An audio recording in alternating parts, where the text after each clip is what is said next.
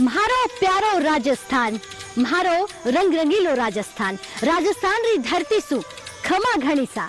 मैं सब लोगों के साथ राधिका चौधरी आज राजस्थान के भेराना गांव पहुंचे हैं।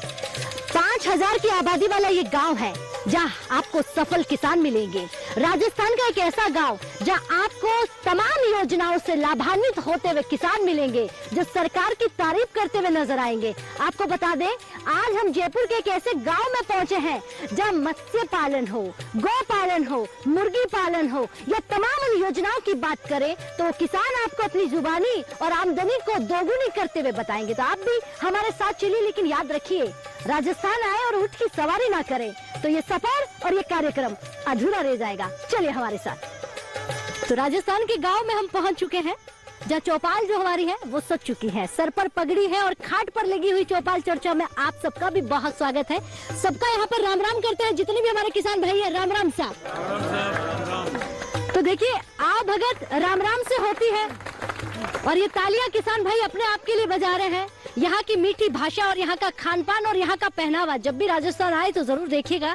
लेकिन अब राजस्थान के पहनावे और भाषा के साथ साथ कृषि के क्षेत्र में राजस्थान आगे बढ़ रहा है। किसने कहा कि राजस्थान में पानी की कमी होने की वजह से किसान जो है खेती बाड़ी से दूर हो रहा है? ऐसा नहीं है। आज की चर्चा में देखिएगा और यहाँ पर किसानों की तादाद देखिए, कितने किसान बैठे हुए हैं। यहाँ पर किसान, महिलाएं, युवा और यहाँ के एक्सपर्ट मौजूद हैं जो आज आपको बताएंगे कि मिश्रित पशुपालन क्या होता है, समन्वित खेती, कृषि विविधीकरण, तमाम उन मुद्दों पर हम बात करेंगे, तमाम योजनाओं पर बात करेंगे जो सरकार की बनी हुई है और किसानों तक पहुंच रही है। सबसे पहले जो हमारे यहाँ पर एक्सपर्ट बैठे हुए हैं मैं से ही चर्चा शुरू करूंगी। जी सर, नमस्कार, खड़े होइए। क्या नाम है आपका? मेरा नाम डॉक्टर राजेश मान है। मैं सेवानिवृत्त निदेशक हूं पशुपालन विभाग का और अभी मैं राजस्थान किसान आयोग का मेंबर हूं, सदस्य हूं। जी, तो आज आप इस चर्चा में हमारे तमाम किसान भाई बैठे हुए हैं और हम दिल्ली से आप तक पहुंचे कि मिश्रित पशुपालन तो यहाँ किस प्रकार का काम होता है, कितनी योजनाओं पर काम होता है? राजस्थान एक ऐसा प्रदेश है जहाँ पे पानी की तो हमेशा कमी रही है, खास तौर से वेस्टर्न राजस्थान में। और ये भी आपको पता है कि राजस्थान के किसान ने कभी खुदकुशी नहीं की है खेती की वजह से। उसका मुख्य कारण ये है कि खेती के साथ साथ यहाँ पे समानांतर रूप से पशुपालन भी किसानों के द्वारा, पशुपालकों के द्वारा किया जाता है। और पशुपालन में भी मिश्रित पशुपालन किया जाता है जिसमें वो गाय भी पालता है, भैंस भी पालता है, भेड़ बकरी भी पालता है, ऊंट भी पालता है। और अभी तो धीरे धीरे पोल्ट्री फार्मिंग भी है, फिश फार्मिंग भी वो करने लगा है क्योंकि पानी की कमी है। तो पानी की कमी को हम लोग कंपनसेट कर रहे हैं पशुपालन से। और सभी तरह का पशुपालन करने से क्या होता है कि थोड़ी थोड़ी आय सभी तरफ से जब किसान को आती है, पशुपालक को आती है, तो उसकी सस्टेनेबिलिटी उसकी बढ़ जाती है और वो कृषि पर भी पूरा ध्यान दे पाता है। तो राजस्थान में बहुत तेजी से ट्रेंड आ रहा है कि सभी तरह की थोड़ी थोड़ी फार्मिंग, जैसे हम बात करें गुजरात की, गुजरात में कृषि के साथ साथ गोपालन सब करते हैं, सब हर किसान 15-20 गायें रखता है। तो राजस्थान में भी इसी प्रकार से मिश्रित पशुपालन यहाँ का किसान कर रहा है और नवीनतम तकनीक अपनाने की चेष्टा कर रहा है जिससे उसका लाभ का प्रतिशत बढ़ रहा है। उसकी जो फायदा पशुपालन से होना चाहिए वो बढ़ रहा है, वो तरीके से कर रहा है। ट्रेडिशनल तरीका छोड़ के नवीनतम वैज्ञानिक तकनीक वो अपना करके इस कार्य को कर रहा है। जी, चलिए, बहुत बहुत धन्यवाद आपका। बैठिए। तो तालियां हो जानी चाहिए भाई हमारे एक्सपर्ट के लिए कि उन्होंने बहुत सारे एग्जाम्पल आपको दिए और किस तरह से हमारे यहाँ पर खेती बाड़ी से जुड़कर किसान भाई जो है लाभान्वित हो रहे हैं। किसानों से जान लेते हैं, लेकिन सबसे पहले देखिए जिनके फार्म पर हम हैं, सुरेंद्र जी हमारे साथ हैं। जी, खड़े होइए। एक सफल किसान के तौर पर है और दिल्ली तक भी आपका डंका बजता है, खेती बाड़ी को लेकर पूरा राजस्थान भी आपको याद करता है। तो जानना चाहेंगे कि आपके फार्म पर हमें कितनी सारी चीजें हैं, कितनी सारी योजनाएं हैं जो हमारे किसान भाइयों को मिल सकती हैं?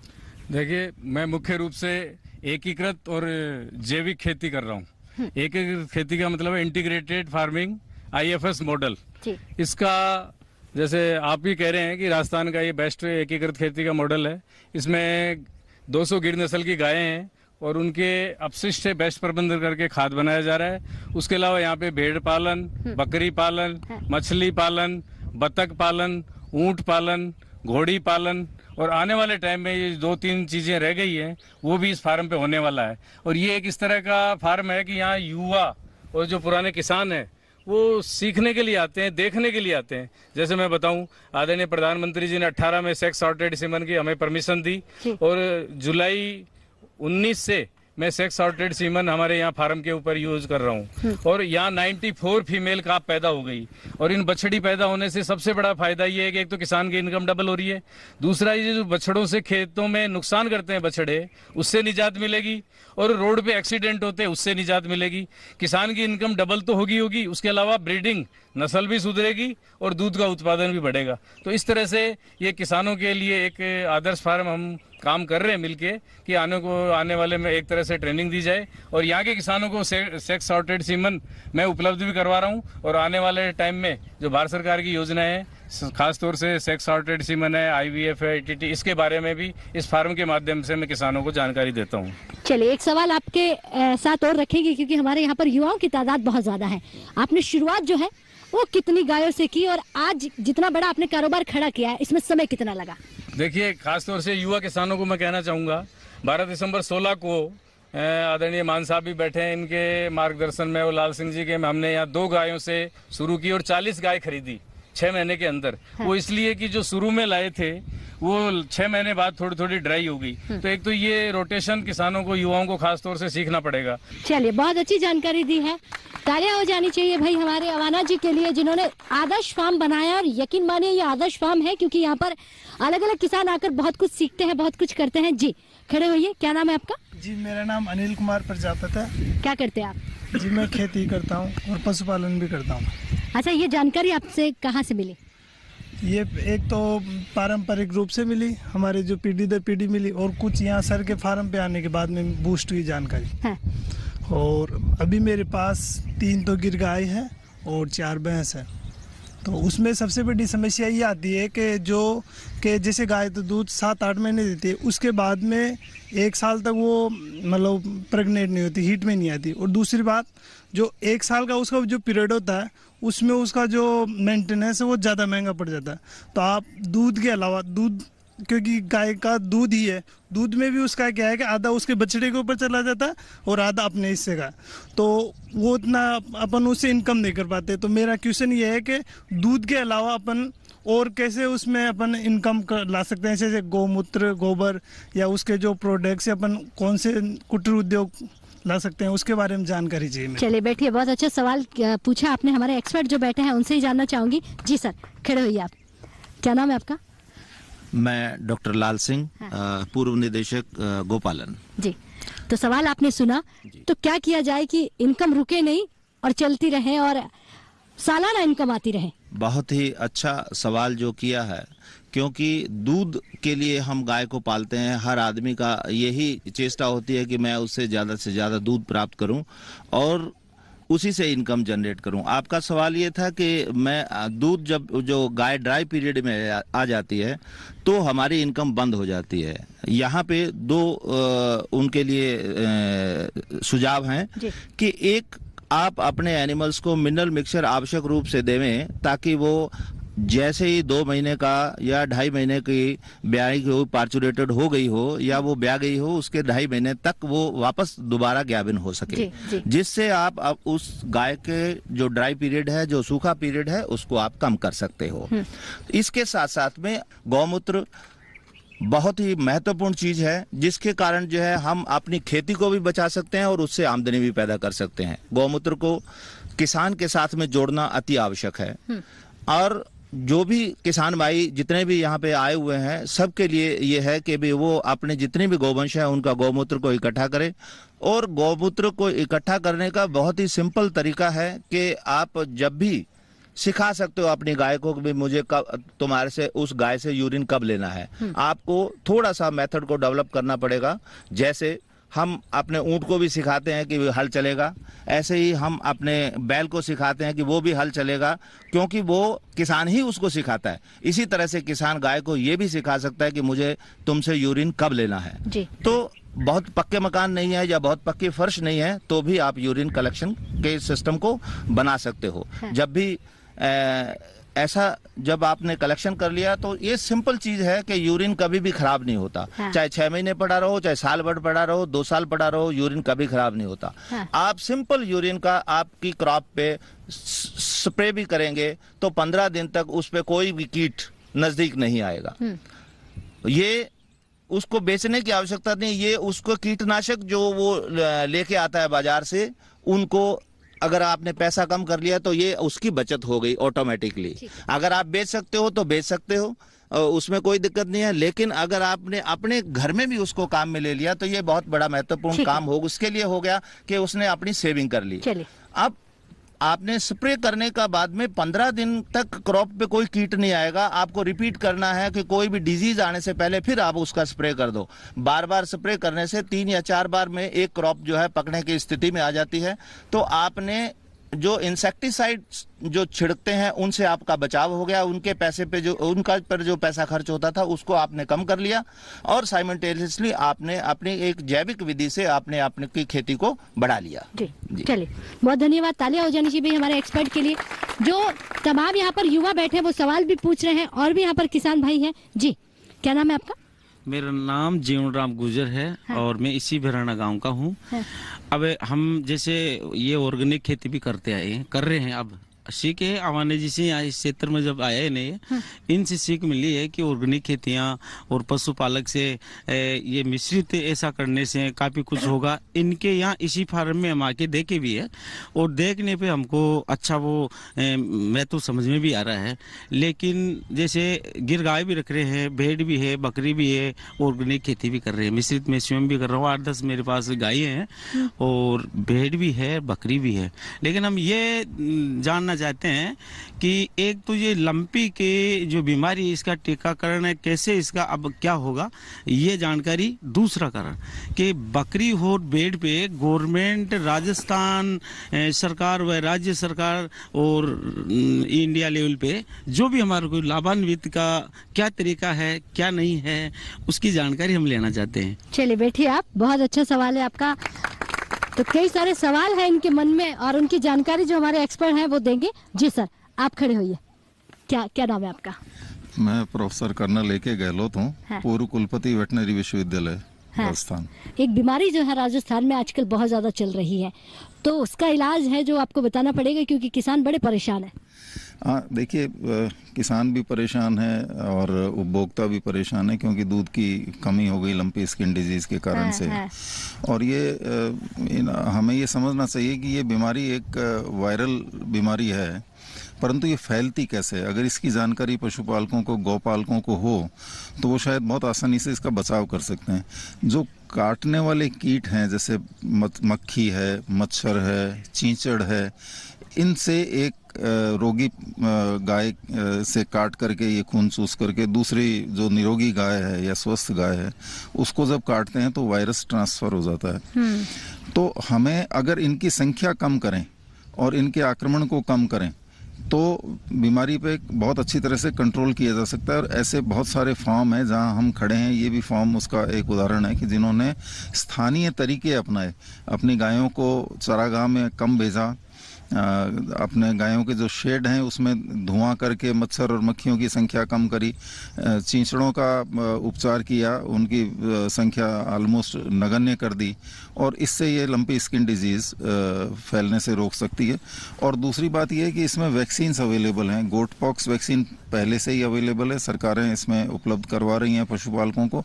और अब तो वैज्ञानिकों ने एक भारतीय कृषि अनुसंधान परिषद के जो इंडियन वेटनरी रिसर्च इंस्टीट्यूट है उसके वैज्ञानिकों ने और जो इक्वाइन का अश्व अनुसंधान केंद्र है हिसार, दोनों ने मिलकर के विश्व में पहली दफे लंपी स्किन बीमारी की एक वैक्सीन तैयार कर ली है।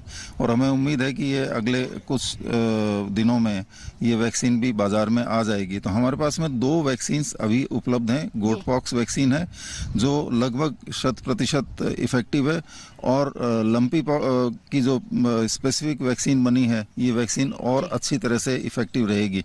तो फिलहाल मेरा सुझाव ये रहेगा इन्हें कि हम बचाव करें, और बचाव में ये जो काटने वाले मक्खी, मच्छर और चींचड़ हैं, इनकी पॉपुलेशन को कम करें।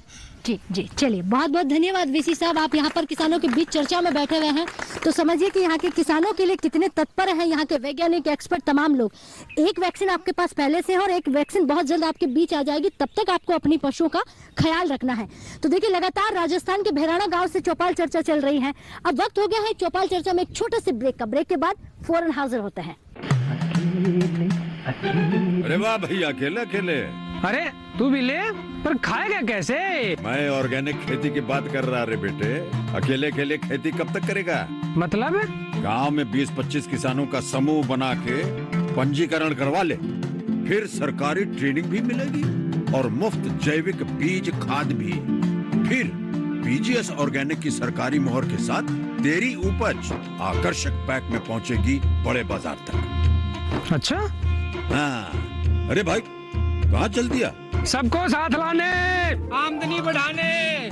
तो किसान भाई समझ गए ना, साथ मिलकर ऑर्गेनिक खेती कीजिए, अपनी परंपरा को आगे बढ़ाइए, ज्यादा मुनाफा कमाइए। माटी से प्रेम की परंपरा है परंपरागत खेती।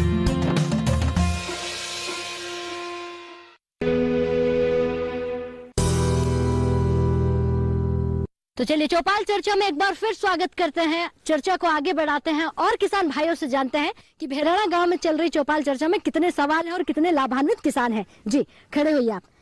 क्या नाम है आपका? नाम गोपीराम पोसवाड़। क्या करते हैं गोपीराम जी आप? मैं खेती का भी काम करता हूँ, पशुपालन का भी करता हूँ।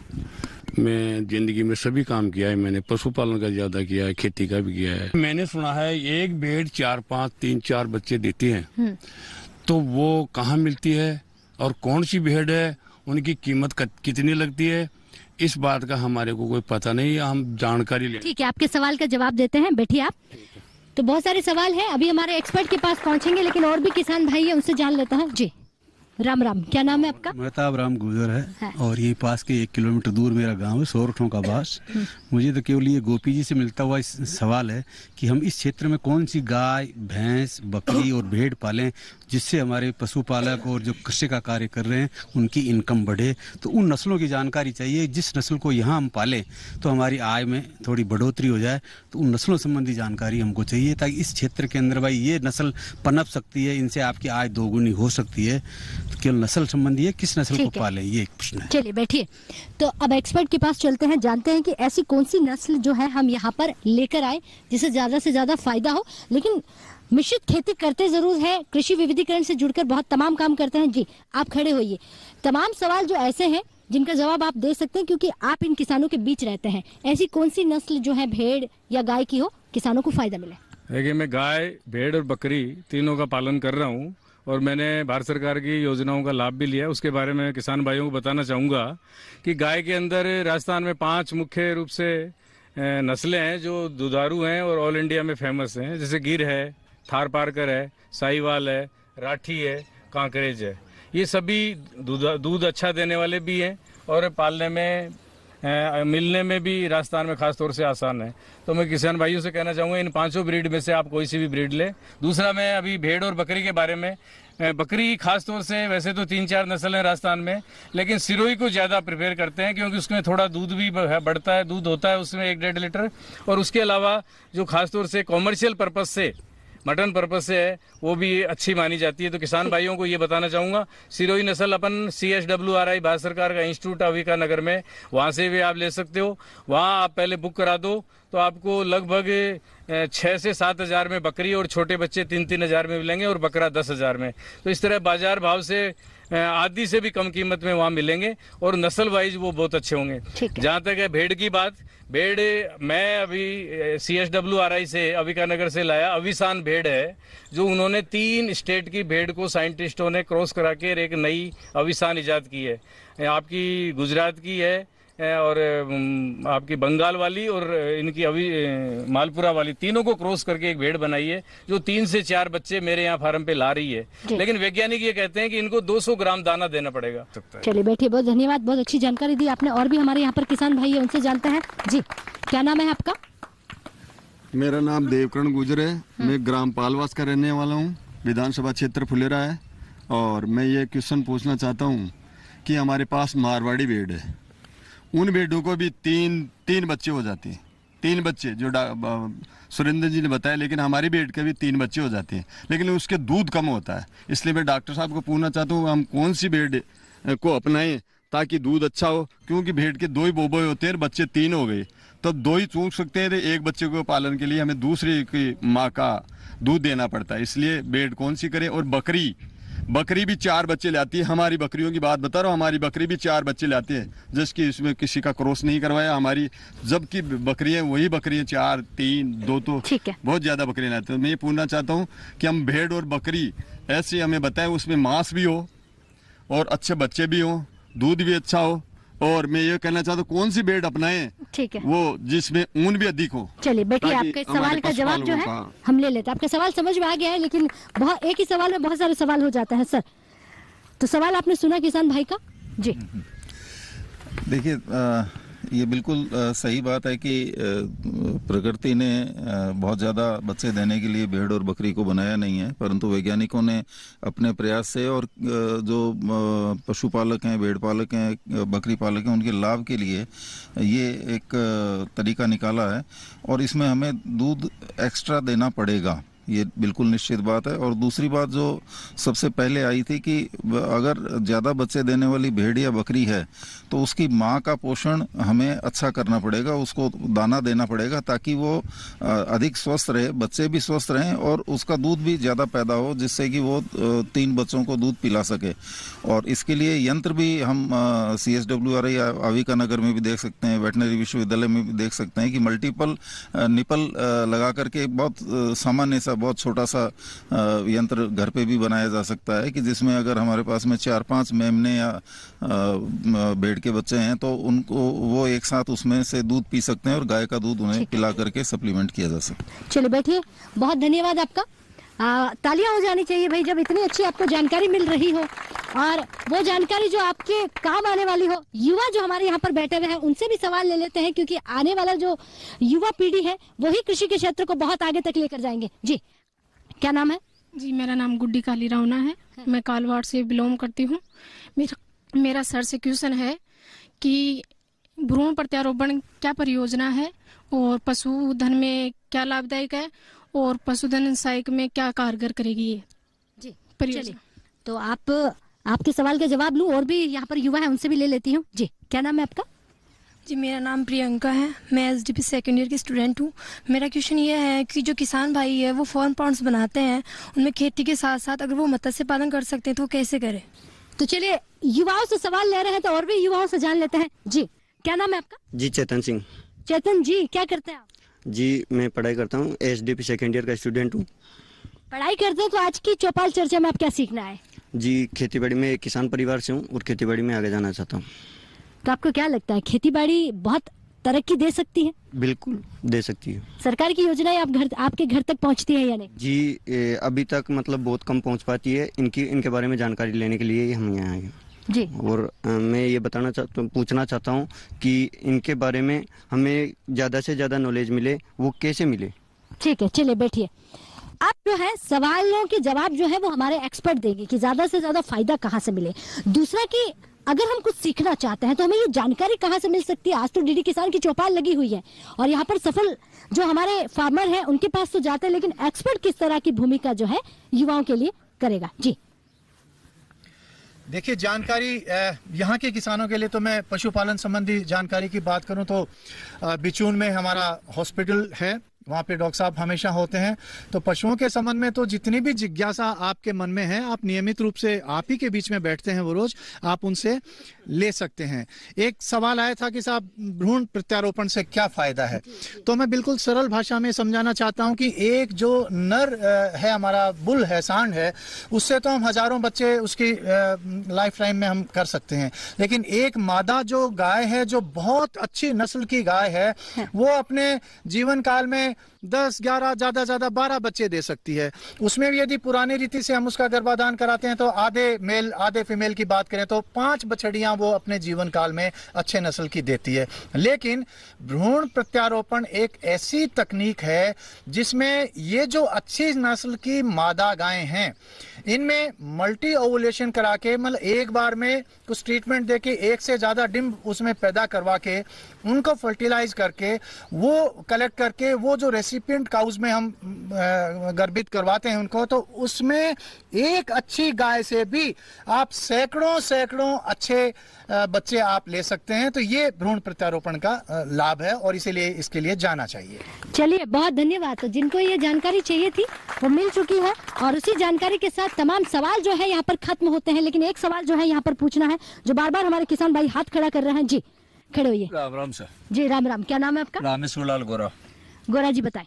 सर हम ये पूछना चाहते हैं जो गाय में सॉर्टेड सीमन को यूज करने के लिए कहाँ से लाना पड़ेगा और कब लाना पड़ेगा, कहाँ से मिलेगा भाई, कितनी सब्सिडी है इस पे या गवर्नमेंट की या और भी है? जी जी चलिए बैठिए। तो इस सवाल का जवाब हमारे एक्सपर्ट से ले लेते हैं। चलिए सर बताएं। बहुत अच्छा प्रश्न जो है किया किसान भाई ने कि शॉर्टेड सीमन जो है कि सबसे पहले तो कि शॉर्टेड सीमन जो है कहाँ से उपलब्ध होगा, क्योंकि अब विभाग में शॉर्टेड सीमन उपलब्ध है, उसको लिया जा सकता है और आसानी। पहले इसकी कीमत बहुत ज़्यादा थी, लगभग 1200 रुपये के आसपास में जो है ये किसानों के लिए उपलब्ध था। अभी सरकार ने उसमें सब्सिडी कर दी है और ये बहुत ही कम दर पे जो है किसानों के लिए उपलब्ध है। चलिए बहुत बहुत धन्यवाद डॉक्टर लाल सिंह जी, आपने बहुत अच्छी जानकारी दी है। तालियां हो जानी चाहिए भाई हमारे एक्सपर्ट्स के लिए। तो देखिए आज की जो चौपाल चर्चा है वो भैराना गाँव से चल रही थी, तमाम उन योजनाओं पर चल रही थी। और सवाल देखिए दीदी किसान की जब चौपाल लगती है तो सवालों के बौछार होते हैं और उनके जवाब देने के लिए हमारे साथ हमारे एक्सपर्ट भी होते हैं, सफल किसान भी होते हैं। टॉपिक बहुत बड़ा है, यह सवाल बहुत ज्यादा है और यहाँ के किसानों के पास ऐसी चीजें हैं जो आपको और भी बतानी है। तो हम भाग 2 में चलेंगे और एक और यहाँ से चर्चा शुरू करेंगे और आप तक पहुँचाएंगे। आप भी हमारे भाग 2 में जुड़िएगा जरूर। तब तक के लिए नमस्कार।